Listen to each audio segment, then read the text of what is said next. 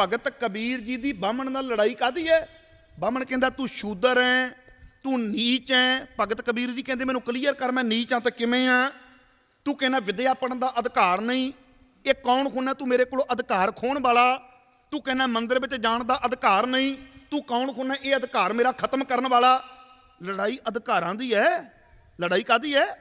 अधिकारां दी लड़ाई है। भी तू मैनू शूदर घोषित करदा, किस आधार ते करदा? फिर इत्थे बस नहीं, भगत कबीर जी ने ब्राह्मण के जिन्ने कर्म कांड सी ना, उन्हां कर्म कांडां ते सੱਟ बड़ी जबरदस्त मारी। आखो सतनाम श्री वाहिगुरू। हुण किहड़ी सੱਟ है? मैं गुरबाणी दे विचों भी मुद्दा क्लीयर कर दियां तुहाडे लई।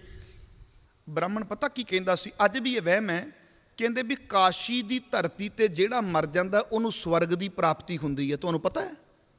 आप जी नूं पता होवेगा। एक वहम है हिंदू धर्म के अंदर, कहंदे जिहड़ा काशी की धरती ते मर जांदा है ना, उहनूं काहदी प्राप्ति हुंदी है? स्वर्ग की प्राप्ति हुंदी है। कहंदे भावें बंदा माड़ा होवे, भावें बंदा चंगा होवे, जिहड़ा भी मर गया ना, उहनूं स्वर्ग की प्राप्ति हुंदी है। ते अगली उन्हां दे इस विच एक मनौत सी, कहंदे एक धरती है मगहर दी।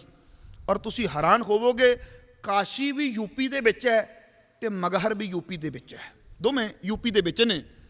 ते उस धर्म दे विच एक मनौत है, कहंदे जिहड़ा काशी की धरती ते मर जे उहनूं ते स्वर्ग प्राप्त हुंदा है, ते जिहड़ा मगहर की धरती ते मर जे उहनूं नरक प्राप्त हुंदा, खोते दी जून पै जांदा। ये साडे विच नहीं जी। आखो सतनाम श्री। सानू गुरु ने बड़ी किरपा करके आ सुरग नरक के चक्कर दे विचों बाहर कढ़ दिता। गुरबाणी का पावन बचन है, सुरग बास ना बाछिए, डरिए ना नरक निवास, होना है सो होई है, मनहे ना कीजै आस। मेरे गुरु कहंदे तू स्वर्ग ते नरक के चक्कर विचों भरावा बाहर आ जा, स्वर्ग ते नरक के चक्कर दे विचों बाहर आ जा। हुण ध्यान दिया जो उत्थे कहा जाता है भी जिहड़ा काशी की धरती ते मरूगा उन्होंने स्वर्ग प्राप्त होना है, तो जिहड़ा मगहर की धरती ते मरूगा गधे की जून दे विच पऊगा, उन्होंने नरक प्राप्त होना। तो भगत कबीर जी ने पता की कीता, अपना बहुता जन्म काशी की धरती ते पैदाइश सी उत्थे कटिया है ना, अपनी किरतकार की, परमात्मा की बंदगी की, इबादत की। लोकां दे विचों ये वहम खत्म करने वास्ते जदों अंतला समा देखिया ना मेरा नेड़े आ गया, तो भगत कबीर जी मगहर की धरती ते आ गए सन। आखो सतनाम श्री। जिन्हों हिंदू धर्म कहता भी ये सरापी हुई धरती है, हिंदू धर्म कहता सरापी हुई धरती है ये। ते भगत कबीर जी सारा अपना जिहड़ा जन्म है वो तो काशी की धरती ते जदों अंतला समा नेड़े आया तो मगहर की धरती ते चले गए। तो बाणी दे विच कहंदे ने, कहंदे लोकां ने मैनू की किया। लोकी पता की कहंदे ने? कहंदे बहुत बरस तप किया काशी, मरण भया मगहर की बासी, सगल जन्म शिवपुरी गवाया, मरती बार मगहर उठ आया। कहंदे लोकी मैनू कहंदे सारी जिंदगी ते काशी की धरती ते गवा ली, ते हुण स्वर्ग मिलन दा वेला आया। ते कहंदे कबीर तू उठ के मगहर की धरती ते आ गया, तेनू नरक प्राप्त होवेगा, खोते की जून प्राप्त होवेगी।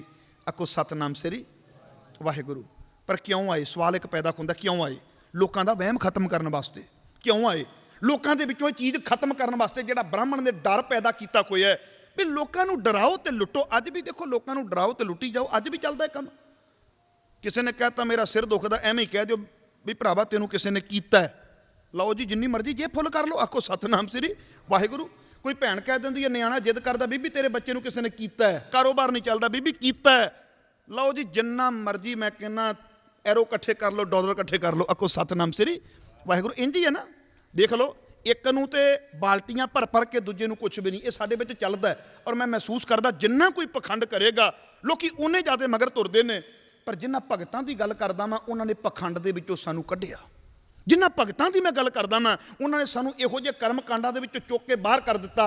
कहंदे नहीं जिहड़े लोकी करदे ने तू नहीं ये काम करना। आखो सतनाम श्री वाहिगुरू। ते जदों लोकी लग पे आखण नहीं टले, कहंदे कबीर नहीं तेरे नाल बड़ी माड़ी हुई है, तेरी मत मारी गई है। की कहंदे ने? कबीर तेरी मत मारी गई है, तू बौरा हो गया है, सारी जिंदगी ते इस काशी की धरती ते कढ़ लई, हुण मुक्ति का वेला आया सी ते मगहर की धरती ते चले गए। पर उहदा बड़ा वड्डा कारण सी, कहंदे मैं तुहाडे लोकां दा इह वहम खत्म करना है। ते बचन पता की किया? कहन लगे मनहों कठोर मरै बनारस, बनारस काशी कोई नाम है। कहंदे मनहों कठोर ਮਰੈ ਬਨਾਰਸ ਨਰਕ ਨਾ ਬਾਂਚਿਆ ਜਾਈ। ਕਹਿੰਦੇ ਜੇ ਮਨ ਦਾ ਕਠੋਰ ਬੰਦਾ, ਜਿਹਦੇ ਅੰਦਰ ਕੋਈ ਦਇਆ ਨਹੀਂ, ਜਿਹਦੇ ਅੰਦਰ ਕੋਈ ਪਿਆਰ ਨਹੀਂ, ਕਹਿੰਦੇ ਇਹੋ ਜਿਹਾ ਬੰਦਾ ਭਾਵੇਂ ਕਾਸ਼ੀ ਦੀ ਧਰਤੀ ਤੇ ਮਰਦਾ ਹੈ ਨਾ, ਨਰਕਾਂ ਤੋਂ ਨਹੀਂ ਬਚ ਸਕਦਾ। ਆਖੋ ਸਤਨਾਮ ਸ੍ਰੀ ਵਾਹਿਗੁਰੂ। ਉਹਨਾਂ ਦੀ ਸਦੀਆਂ ਪੁਰਾਣੀ ਇੱਕ ਮਨੌਤ ਨੂੰ ਰੱਦ ਕਰਨਾ, ਤੁਸੀਂ ਆਪ ਲਾਓ ਅੰਦਾਜ਼ਾ ਵੀ ਇਹਨੂੰ ਬ੍ਰਾਹਮਣ ਕਿਵੇਂ ਬਰਦਾਸ਼ਤ ਕਰ ਸਕਦਾ ਸੀ। ਆਹ ਚੀਜ਼ ਮੈਨੂੰ ਤੁਸੀਂ ਦੱਸਿਆ ਜੇ, ਅੱਜ ਮੈਂ ਤੁਹਾਨੂੰ ਦੱਸਣਾ ਚਾਹੁੰਦਾ ਵੀ ਅੰਦੋਲਨ ਕੀ ਇਹ ਸਦੀਆਂ ਤੋਂ ਚਲਾਈ ਹੋਈ ਉਹਨਾਂ ਦੀ ਉਹ ਮਰਿਆਦਾ ਵੀ ਆਹ ਸਵਰਨ ਜਾਤੀ ਬ੍ਰਾਹਮਣ ਹੈ ਤੇ ਆਹ ਇਹਦਾ ਸੇਵਕ ਸ਼ੂਦਰ ਹੈ, ਇਹਨੂੰ ਰੱਦ ਕੀਤਾ। ਲੋਕ ਬਰਦਾਸ਼ਤ ਕਰਨਗੇ ਭਗਤ ਕਬੀਰ ਜੀ ਨੂੰ? ਨਹੀਂ ਕਰਦੇ। ਦੂਜੇ ਨੰਬਰ ਦੇ ਉੱਤੇ ਲੋਕੀ ਕਹਿੰਦੇ ਸੀ ਕਾਸ਼ੀ ਦੀ ਧਰਤੀ ਤੇ ਜਿਹੜਾ ਮਰਦਾ ਇਹਨੂੰ ਸਵਰਗ ਪ੍ਰਾਪਤ ਹੁੰਦੇ ਨੇ, ਤੇ ਭਗਤ ਕਬੀਰ ਜੀ ਨੇ ਕਹਿ ਦਿੱਤਾ, ਕਹਿਣ ਲੱਗੇ ਮਨਹੁ ਕਠੋਰ ਮਰੈ ਬਨਾਰਸ ਨਰਕ ਨਾ ਬਾਂਚਿਆ ਜਾਈ।